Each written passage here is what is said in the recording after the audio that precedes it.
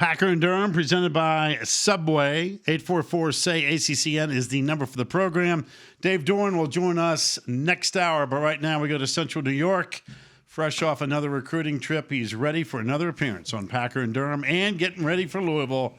Head coach of the Orange. That'd be the one and only Dino Babers. A late bye week gives recruiting chances for the Orange last week. So how was the road? How was the late bye week? And now you jump right back into it, Coach. Well, I'll tell you what, the road was kind to me. There was a lot of traveling in a lot of airports. I want to thank all the Syracuse fans for all the photos and all those other kind of things that were going on in the airport. But we got to see some prospects, and someone was saying, "Oh, you're out there grinding," and I said, "No, I'm out there finding. I'm out there finding out whether they're a yes or finding out whether they're a no. So it's never a grind. It's always a find." Well, I know this much, and I was just goofing around with you. Man, I go back to that Virginia Tech game. There's like 3 or 4 teams in this league at the end of this season, however it ends, are going to look back and go, son of a gun, we were close. You fall in that category. But I thought the win against Virginia Tech after all those close 3-point losses was like the catalyst for a great finish here for your team. I know mentally it had to be great to say, guess what, boys? That's how you do it. Let's go close. Now let's go figure out a way to close November and end this season off on the right note. You know, I thought it was, I totally agree with you. I think it was a big turning point in the season.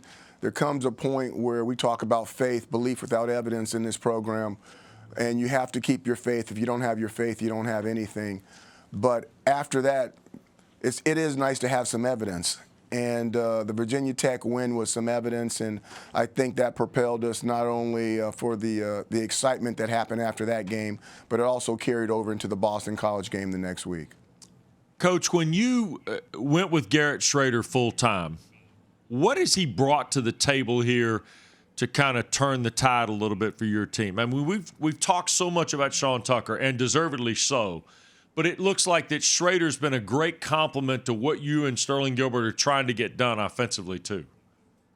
You know, Garrett brings certain things to the table that are not on a table. It's those it things and the things you're like, well, how come he can get this done and this doesn't look all that great, but it seems the way to work out. And I just think the guy is really growing and he's going to get better and better. Now, don't get me wrong, there's room for improvement, and when we finish this season, we're going to have a lot of things to work on. But when you look at the entire package, you kind of like where he's going. Fantastic leader, a guy that gets around to all parts of the program. You know, he'll get invited to every party. You know, he's at the frat party, he's at the party with the cool music, he's at the party with the weird music. You know, he's one of those guys. He gets invited all the way across the board, and that's kind of what you want with a quarterback. I want to fast forward to this week, Coach. We had Satterfield on last week. He talked about, teams playing with great balance from being able to run, being able to throw, loved his offensive line. And you know what? I think about your defense, which has really been consistently good. And I know Malik Cunningham is a magic man back there. He's just great to watch as a fan. This could be a heck of a matchup, man. Their offensive line, your defensive front, kind of feels like strength versus strength a little bit. You know, well, I don't know about all that. I love our defense, but I'll tell you what, I love Malik too. I mean, that guy is explosive. You know, you look at him and you go, how did they get another one after Lamar? But just a fantastic player. And you even look at what happened in the Clemson game. I know he got banged up. Looked like he got banged up. I shouldn't say I know. But that very last play, you know, you wonder what would have happened if he was full speed and he wasn't limping a little bit. I really think that, you know, you might have had a different winner on that last play if that guy had all his tools to work with on the 2-yard line on 4th down. I can drill down here a little bit. They've got Malik Cunningham, and in my opinion, you've got one of the best defensive players in the ACC in Cody Roscoe. I mean, I'll go right there. I don't know if you can single that up to one-on-one. I don't know if you want to single it up to one-on-one, but Roscoe's been a major factor in this league this year. Take me through what you see in his development. Cody was really unique. We had the COVID year, and he was coming up from McNeese State. He was a guy that played for Coach Gilbert, and they thought it was somebody that if he wanted to come up to this level, he could match this level. He could play at this level. Last year during the COVID year, I think the body surprised him. The movement of the offensive lineman surprised him. Even though he was moving up taking an enormous jump, he went from the best player in his league to like, wow, these guys can really move.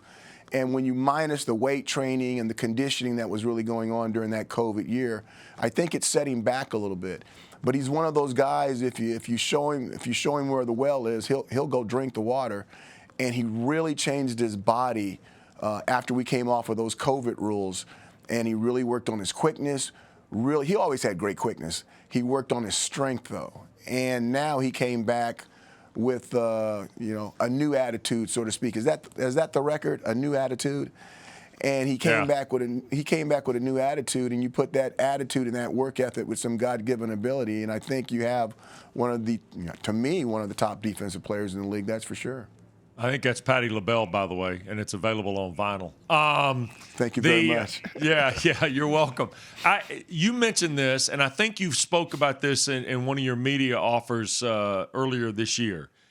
Is Tony White's growth with your defense normal now because of what he had to go through last year, and it was almost unfair last year to put that new system in and not be able to have the normal ramp up to a season where you can make adjustments during the course of the year? And now that you've had the normal year, you've kind of gotten a peek as to what defensively this can be for you?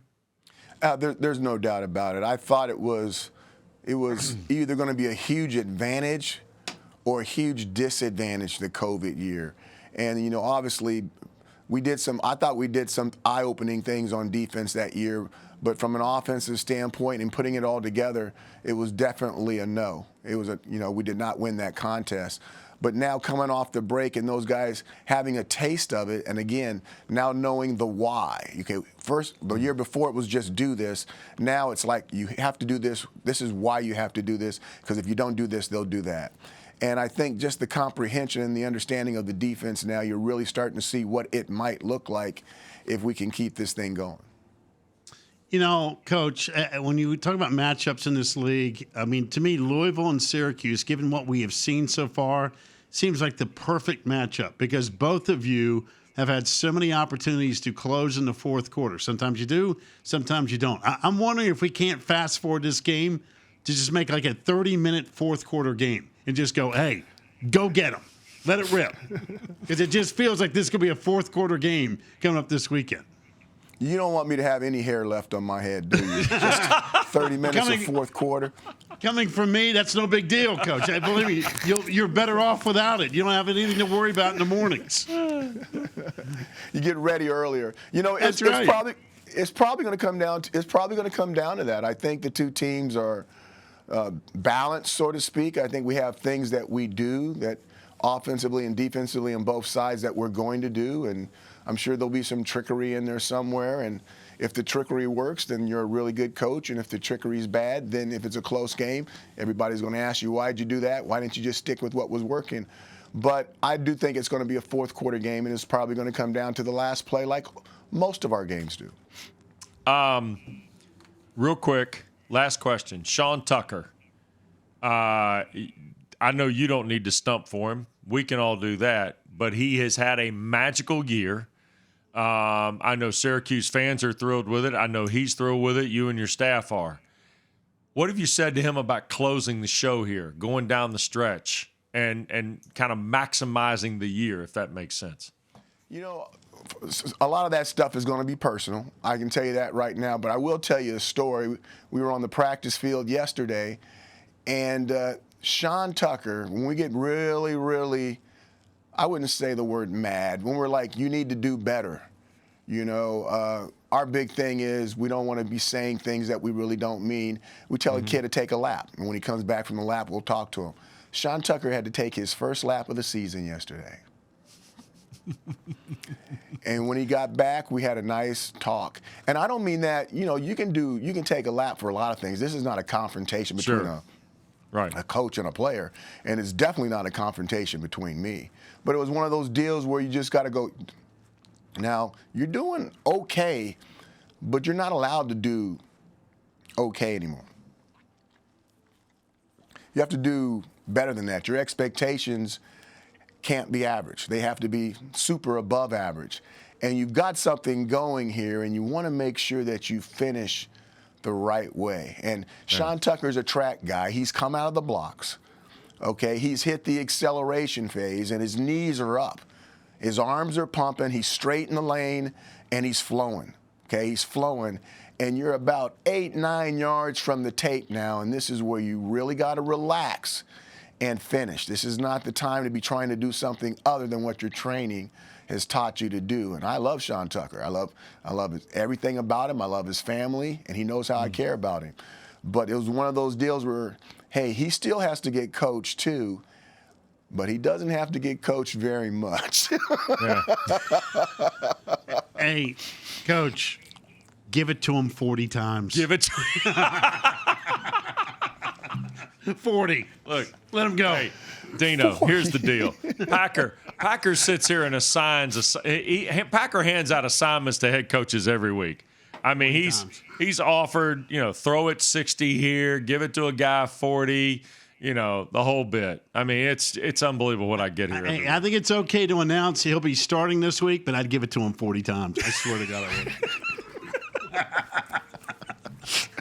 Killing me. Oh, yes. I mean, it's unbelievable. I sit here every week for this. We're going to go for the record right here. Hey, always great to see you. Best of luck Saturday. By the way, Lamar Jackson will be there. They're retiring his number, but apparently he's not going to dress for the game. So, you don't have to contend with that. I'll still tell you guys this story. Lamar had the little deal. He had his Heisman moment when he jumped over our DB, and I basically was going to fire my entire staff. Hold on a second, I got a cough. So, excuse me.